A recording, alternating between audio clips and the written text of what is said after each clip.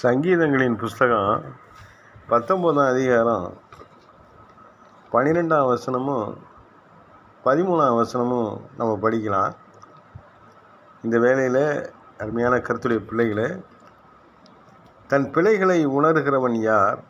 மறைவான குற்றங்களுக்கு என்னை நீங்களாக்கும்.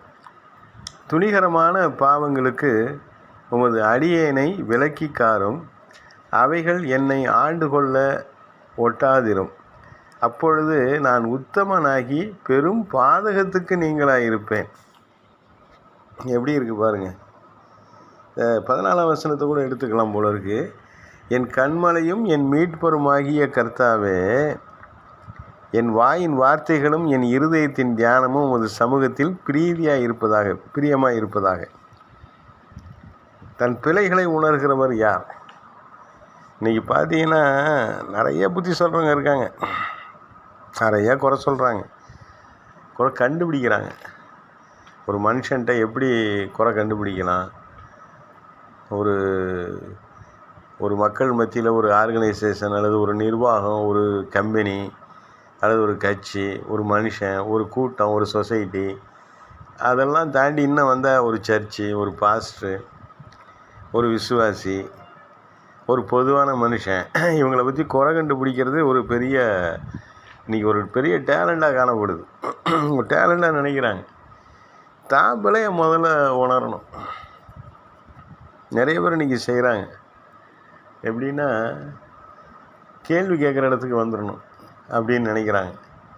சில இடங்களில் நான் பார்த்துருக்கேன். அப்படி சில துறைகளில், சில நிர்வாகங்களில் பொறுப்புகளில் இருப்பாங்க. ஒரு மாவட்ட பொறுப்பில் இருக்கிறவர் என்ன செய்வார்? ஒரு பெரிய ஜோன் இருக்கிற பொறுப்பு உள்ளவர்கிட்ட அவருடைய கேள்விக்கு ஒரு பதில் சொல்லணும். இவர் என்ன செய்வார்? கீழே இறங்கி ஒரு டிவிஷன் லெவலில், சப்டிவிஷன் லெவலில், சர்க்கிள் லெவலில் இருக்கக்கூடிய இடங்களில் இவர் போய் கேள்வி கேட்க உட்காந்துக்குவார். இன்றைக்கி அநேகர் என்ன செஞ்சிடறாங்க, ஒரு குறிப்பிட்ட காலத்துக்கு அப்புறம் சர்ச்சில் பிரசங்கம் பண்ண ஆரம்பிச்சிடுறாங்க. தன்னுடைய அந்த பணம், அந்த காணிக்கை கட்டாயமாக தசமமாக கொடுக்கணும்னு சொல்கிறாங்களே, அந்த மிரட்டலாக இருக்க, அது ஒரு பயமாக இருக்குது, அது ஒரு சாபமாக போயிடுமோ, அதையே ஒருத்தவங்களுக்கு கொடுக்கணும், அதை வச்சு நம்ம செலவு பண்ணுவோம். அதை ஒரு சபையில் கொண்டு பணத்தை, கஷ்டப்படுற ஒரு சபையில், பணம் வருமானம் இல்லாத ஒரு சபை, காணிக்கை இல்லாத சபையில் கொண்டு இந்த பணத்தை கொடுத்துட்டு இவங்க கேள்வி கேட்குற இடத்துக்கு போயிடுறது. பரிசுத்தவனாக மாறிக்கிறது. மேலே ஃபுல்பீட்டில் நின்றுட்டு ரொம்ப அப்படியே எல்லா பாவத்தையும் விட்டுட்ட மாதிரியும், இங்கே கீழே உட்காந்துருக்கவங்க எல்லோரும் பயங்கர பாவி, எல்லாம் நரகத்துக்கு போகிற மாதிரி, அவங்களுக்கு பைபிளில் ஒன்றுமே தெரியாத மாதிரியும் இவங்க பேச ஆரம்பிச்சிடுவாங்க. இவங்கள்ட்ட பரிசுத்தாவின் அபிஷேகம் இருக்காது, அந்நிய பாஷை இருக்காது, அந்நிய பாஷைக்கு விளக்கம் சொல்கிற வரம் இருக்காது, அதை பற்றி அக்கறையும் இருக்காது, அதை கேட்கணுங்கிற எண்ணமும் இருக்காது.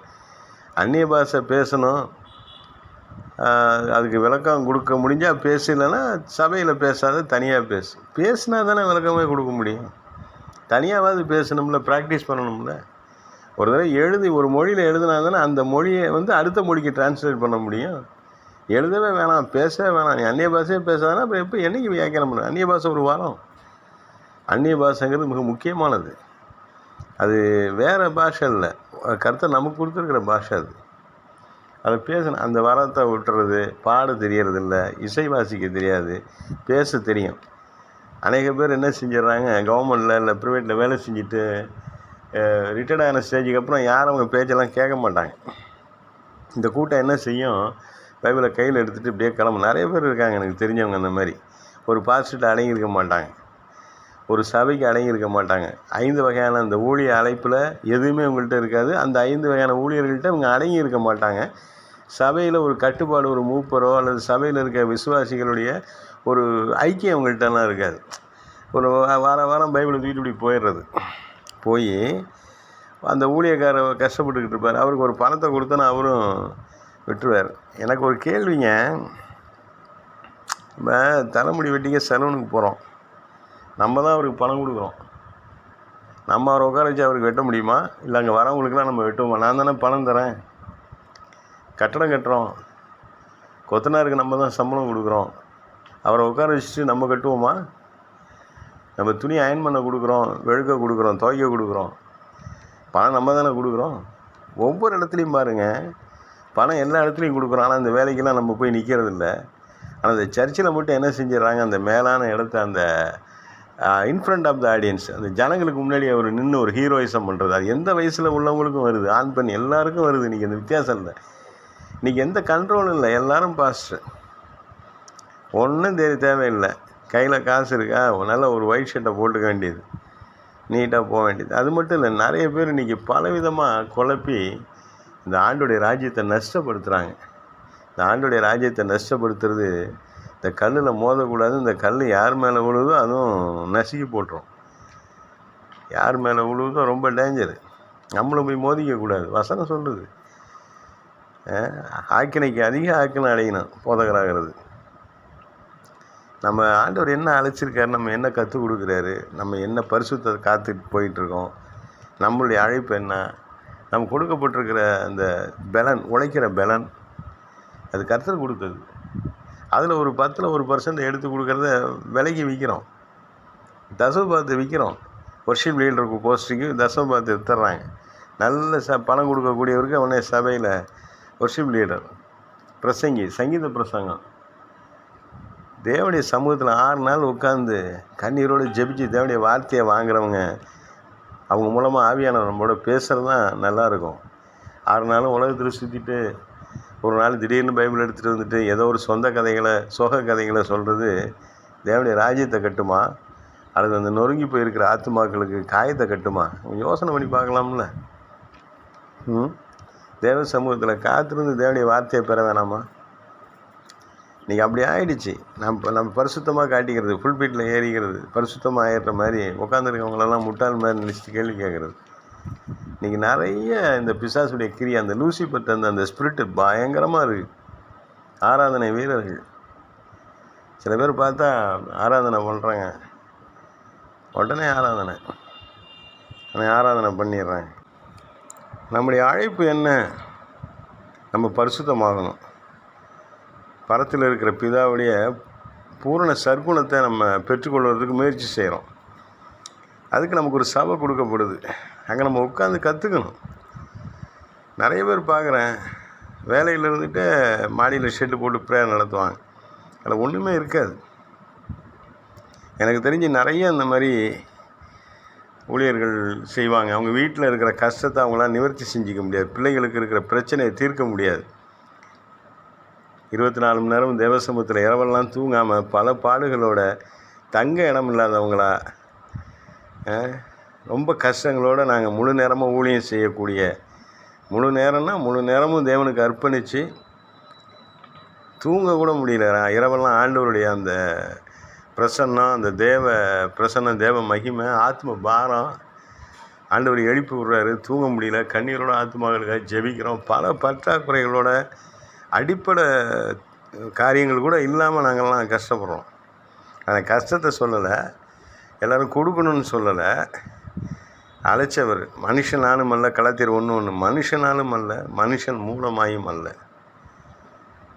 கர்த்தராகிய இயேசு கிறிஸ்துவினாலும் அவரை மரித்தோரிலிருந்து உயிரோடு எழுப்பின பிதாவாகிய தேவனாலும் ஊழியக்காரன் ஆகியிருக்கிறாங்க எல்லாம். நீ பார்த்தீங்கன்னா ஒரு பகுதி நேர ஊழியக்காரர் பாஸ்டர்னு சொல்லிக்குவார். அது ஒரு பெருமை அவருக்கு, அந்த பாஸ்டர்னு சொல்லிக்கிறது. அப்படியே வாழ்க்கையில் அவன் குடும்பத்தில் அவ்வளோ பிரச்சனை, வீட்டில் குடியே இருக்க முடியாது, அவ்வளோ ஒரு போராட்டம். நிறைய பேர் இப்படி இருக்காங்க. அவங்களுடைய பிரச்சனையை அவங்களால சரி செய்ய முடியல. அப்போ ஒரு முழு நேர ஊழியரை தேடுறாங்க, இல்லை ஒரு அனுபவம் உள்ள ஊழியர் அல்லது வரம்பெற்ற ஊழியரை தேடுறாங்க. அப்போ தான் அந்த ஊழியக்காரருடைய அருமை தெரியுது. தன்னுடைய காரியத்தை, தன்னுடைய பிழையை உணர்றதில்லை, தன்னுடைய காரியங்களை உணர்றதில்லை. தனக்கு இருக்கிற அந்த பாவங்கள், தான் கர்த்தருக்கு பிரியமில்லாத இன்னும் வச்சிருக்கிற காரியங்களை சரி செய்கிறதுக்கு இல்லாமல் இவங்க பிரசங்க பீடத்துக்கு போயிடுறாங்க, புத்தி சொல்ல போயிடுறாங்க. அநேக வாலிபர்கள் பார்த்தா நீங்கள் ஆராதனை நடத்துகிறேன், அது எல்லாருக்கும் முன்னாடி, ஜனங்களுக்கு முன்னாடி ஒரு மாயை. சில பேர் சாட்சி சொல்லுவாங்க. என் சபையில் ஒருத்தர் சாட்சி சொல்லுவார், எங்கள் பிரேயரே 1.5 மணி நேரம் தான். அவரை சாட்சி கொடுத்துட்டோம்னா அவர்கிட்டருந்து மைக்கை கையில் வாங்க முடியாது. அவர் ஆரம்பத்துலேருந்து ஆரம்பிச்சிடுவார்.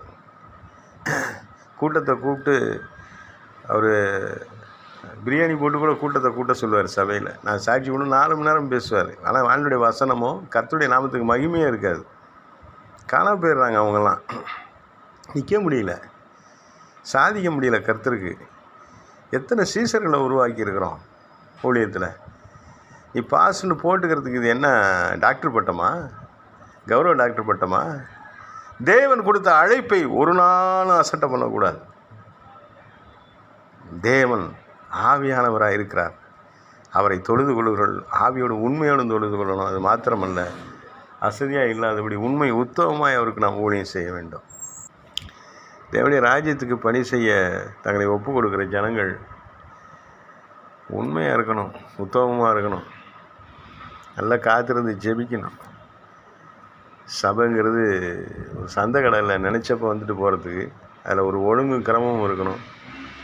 சபைங்கிறது எல்லாரும் நடிக்கிற ஒரு ஏதோ ஒரு கதாபாத்திரங்களில் ஒரு நாடகமோ ஒரு திரைப்படமோ அல்ல, ஏதோ ஒரு ப்ரோக்ராம் நடத்துகிற இடம் அல்ல, ஜனங்களை பரிசுத்தப்படுத்துகிற இடம், மக்களை சீர்திருத்துகிற இடம், ஜனங்களை கர்த்தர் பக்கமாக கர்த்தருடைய ராஜ்யத்தை கொண்டு போகிற இடம். அது ஊழியங்கிறதே தேவனுடைய ராஜ்யத்துக்கு மக்களை ஆயத்தப்படுத்துறது, தகுதிப்படுத்துறது, அவங்கள காவல் காக்கிறது, அவங்கள காத்து பராமரித்து தேவனுடைய ராஜ்யத்தில் ஒப்பு கொடுக்குற உன்னதமான பொறுப்பு ஊழியக்காரவங்க.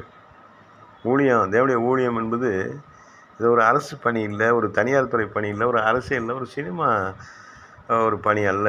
அது ஒரு உன்னதமான பணி. ரொம்ப பாடுகள், அந்த பாடுகள் எனக்கு வேணாம். ஆனால் எனக்கு அதில் இருக்கிற பெருமை வேணும், மகிமை வேணும், வெளியில் அப்படியே ஒரு பெரிய பேர் இருக்கணும் அப்படிங்கிற எண்ணம் ரொம்ப கஷ்டம். அப்படிப்பட்டவங்களாம் மனம் திரும்பணும். நிறைய பேர் தேவனுடைய ராஜ்யத்தை இடிச்சிக்கிட்டு இருக்காங்க. இந்த காசை கையில் வச்சுக்கிட்டு, கர்த்தர் கொடுத்த பலனுங்க அது, அதை கையில் வச்சுக்கிட்டு அந்த காசை வச்சு கிராம ஊழியர்கள், ஏழை ஊழியர்கள் புல்பீட்டில் போய் நின்றுக்கிட்டு அவங்க பண்ணுற வேலையை இவங்க செய்கிறது. அவங்க காத்திருந்து ஜெபிக்கிறவங்க, தகப்பனுடைய ஸ்தானம் அது.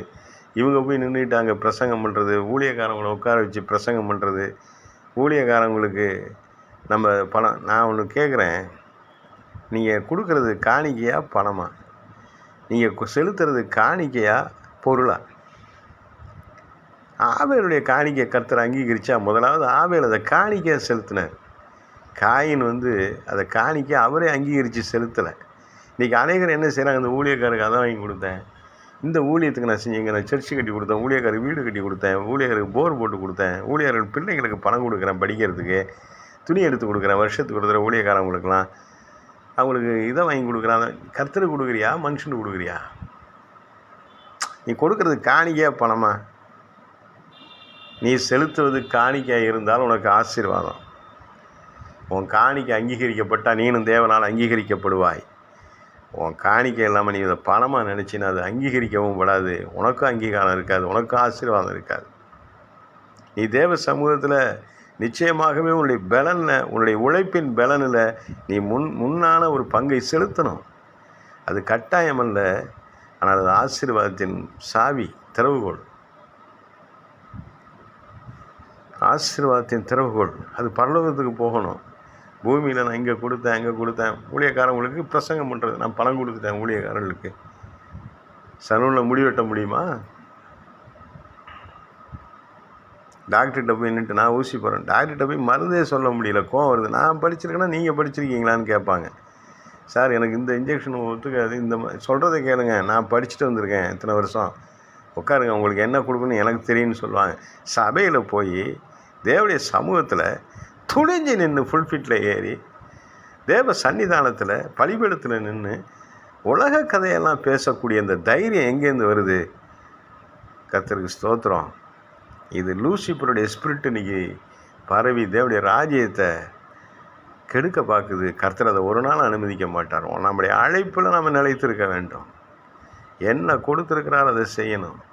நீங்கள் பணம் சம்பாதிப்பதற்கு, பெருமையை சம்பாதிப்பதற்கு, தேவனுடைய ராஜ்யத்துக்குள்ளே நின்று அந்த தேவனுடைய ராஜ்யத்தை இடிக்கிற அனுபவத்தில் இருக்கிற ஒருவரும் தண்டனைக்கு தப்ப முடியாது. ஒருவரும் தண்டனைக்கு தப்ப முடியாது. கர்த்தர் எல்லாவற்றையும் சரியாக நிதானித்து பார்க்கிற தேவன். அர்ப்பணிப்பின் ஊழியம் வேணும். ரிட்டையர்ட் ஆகிட்டா அவனே ரிட்டையர்ட் பண்ணி வீட்டுக்கு அனுப்பிச்சிட்றான். இவங்க அதுக்கப்புறம் கிளம்புறாங்க. ஏன்னா வீட்டில் யாரும் இவங்க பேச்சை கேட்குறது இல்லைங்க. நல்லா 1 மணி நேரம் நின்று பேசலாம், மனசார பேசுகிறாங்க. எதை பேசுகிறாங்க? எழுதி வச்சுக்கிட்டு இல்லை 4 பிரசங்கத்தை கேட்பாங்க. எங்கேயாவது கேட்டு அதெல்லாம் குறிப்பெடுத்துக்கிட்டு யூடியூப்பில் பிரசங்கங்கள்லாம் கேட்டு எல்லாத்தையும் கதம்பமாக பண்ணி ஒரு இது மாதிரி குழப்பி எடுத்துக்கிட்டு வந்து அப்படி பேசுகிறது இது பயங்கர தவறு. ஒரு வார்த்தையை கர்த்தருடைய ஜனங்களுக்கு முன்னாடி பேசுனா அது சரியாக இருக்கணும், இல்லைன்னா பெரிய சிரமம் வரும். ஏன்னா இது தேவனுடைய ஊழியம், தேவனுடைய ராஜ்யம். ஒரு துறையில், ஒரு அரசு துறையிலையோ இல்லை தனியார் துறையிலையோ இல்லை ஏதோ ஒரு கம்பெனிலையோ நம்ம வந்து ஒரு சின்ன தவறு செய்ய முடியாது, உடனே நடவடிக்கை எடுப்பாங்க. இது தேவனுடைய ராஜ்யத்தில் மட்டும் எப்படி இருக்கும்? போய் தவறான கொள்கைகளை சொல்லி தவறான வேத வசனத்தில் இருக்கக்கூடியவங்களுக்கு தவறான அர்த்தத்தை எடுத்து கொடுத்துட்டோம்னா அந்த ஜனங்களுடைய திசை திரும்பிடும். தவறான திசைக்கு போயிட்டால் அதனுடைய ரத்த பலி நமக்கு உண்டு. எச்சரிக்கையாக இருக்கணும். எல்லாரும் பிரசங்கம் பண்ணுவது என்பது அது எல்லாரும் பண்ணிட்டா யார் கேட்குறது உட்காந்தப்ப? தேவனுடைய ராஜ்யத்தை குறித்து பாரத்தோடு ஜெபம் பண்ண ஆரம்பித்தா நமக்குன்னு ஒரு பாடு இருக்கும். அந்த பாடு உள்ள ஜனங்களை விடுவிக்க நம்ம ஊழியத்தை எடுத்து அழைச்சிட்டு போவார். நீங்கள் கேட்கலாம், எனக்கு அப்போ ஊழியம் இல்லையா, என்னை ஏன் இப்படி வந்து சொல்கிறீங்க அப்படின்னு நீங்கள் கேட்கலாம். இல்லை, எல்லாருக்கும் ஊழியம் இருக்குது. ஆனால் உங்களுக்கு என்ன ஊழியம் இருக்குது? உங்களுக்கு ஒரு பாடு இருக்கும், உங்களுக்கு ஒரு முள் கொடுக்கப்பட்டிருக்கும், உங்களுக்கு ஒரு பிரச்சனை இருக்கும், உங்களுக்கு ஒரு பலகீனம் இருக்கும், ஒரு போராட்டம் இருக்கும். அதே உள்ள ஜனங்களுக்கு உங்களை கொண்டு விடுதலை கொடுப்பது தான் தேவ சித்தம். இது தேவ சித்தம். எது உனக்கு மைனஸாக சாத்தான் வைக்கிறானோ அதை ப்ளஸ்ஸாக உனக்கு கர்த்தர் மாற்றுவார். ஆயிரங்களுக்கு லட்சங்களுக்கு நீ ஆசீர்வாதமாக போகலாம். பிரசங்கம் பண்ணுறது மட்டும் ஊழியம் இல்லை, கோடிக்கணக்கான ஜனங்களுக்கு நீ சாட்சியாக நிற்கலாம், பர்சனலாக உட்காந்து கவுன்சிலிங் கொடுக்கலாம். பெரிய ஊழியம் அது. ஒரு 50 பேர் 100 பேர் 1000 பேருக்கு நீ பிரசங்கம் பண்ணுறதை விட லட்சக்கணக்கான பேர்களை உட்காந்து தனியாக உட்காந்து உடைய அனுபவங்களை கர்த்தர் உனக்கு கொடுத்துருக்குற நீ அந்த போராட்டத்தில் எப்படி வெளியில் வந்தங்கிறத பர்சனலாக ஜனங்களோட உட்காந்து பேசி அவர்களை விடுவிக்கிற பொழுது தேவனுடைய ராஜ்யம் கட்டப்படும். அந்த அனுபவத்துக்கு வாங்க. உங்கள் பாடுகளில் முதல்ல ஜெயிங்க, உங்கள் பிரச்சனையை ஜெயிங்க, உங்கள் தடைகளை உடைங்க. கர்த்தருடைய நாமத்தில் உங்களுக்கு இருக்கிற நெருக்கடிகளெல்லாம் ஜெயிச்சுட்டு அந்த நெருக்கடியை எடுத்துக்கிட்டு போய் அவங்களுக்கு எப்படிங்கிறத சொல்லிக் கொடுங்க. அதுலேருந்து அவங்களை வெளியில் கொண்டு வாங்க. இது உங்கள் அழைப்பு. ஆராதனை நடத்துகிறேன், பிரசங்கம் பண்ணுறேன், தசமபாரத்தை விற்கிறது. உங்களுக்கு எங்கே கற்றுக்குறீங்களோ, உங்களுக்கு எங்கே பாதுகாப்பும் பராமரிப்பும் ஒரு ஆவிக்குரிய தகப்பை கொடுக்குற அவர்கிட்ட கண்ணை மூடிட்டு தசமபாரத்தை கொடுங்க, காணிக்கைகளை கொடுங்க, கண்ணை மூடிட்டு கொடுங்க. எங்கெங்கேயோ மிஷினரிக்கு அனுப்புகிறேன், அங்கே அனுப்புகிறேன், இங்கே அனுப்புகிறேன், எங்கெங்கேயும் அனுப்புகிறாங்க. அப்புறம் எங்கே பாதுகாப்பு இருக்கும்? காணிக்கையில் ஒரு ஒழுங்கு இருக்கணும். காணிக்கை செலுத்துறதுல ஒரு ஒழுங்கு இருக்கணும். காணிக்கை செலுத்துறதுல ஒரு சரியான நடைமுறை உங்கள் வாழ்க்கையில் இருக்கணும். அதில் தவறிட்டோம்னா நம்ம காணிக்கை அங்கீகரிக்கக்கூடாது. சரியாக ஜெபிச்சு கொடுங்க, பொருத்தனை பண்ணி தான் அதை நிறைவேற்றுங்க. நிறைவேற்றாமல் இருந்தால் அது பெரிய சிரமம். பொருத்தனை பண்ணியிருந்தால் ரொம்ப எச்சரிக்கையாக அதை செலுத்தணும். வசனத்தில் பார்த்தா துணிகரமான பாவம். துணிஞ்சு பைபிள் எடுத்துகிட்டு போய் நின்று பிரசங்கம் பண்ணுறது எப்படி இருக்குது பாருங்கள். துணிகரமாக வசனத்தை எடுத்து தப்பாக போதிக்கிறது. நிறைய பேருக்கு அது ஒரு ஆசீர்வாதம் போடணும். ப்ரேயர் முடிஞ்சோன்னா நான் எல்லாரையும் ஆசீர்வதிக்கணும், நான் பாஸ்டர்களுக்கெல்லாம் பிரசங்கம் பண்ணணும், பாஸ்டர்களுக்கெல்லாம் புத்தி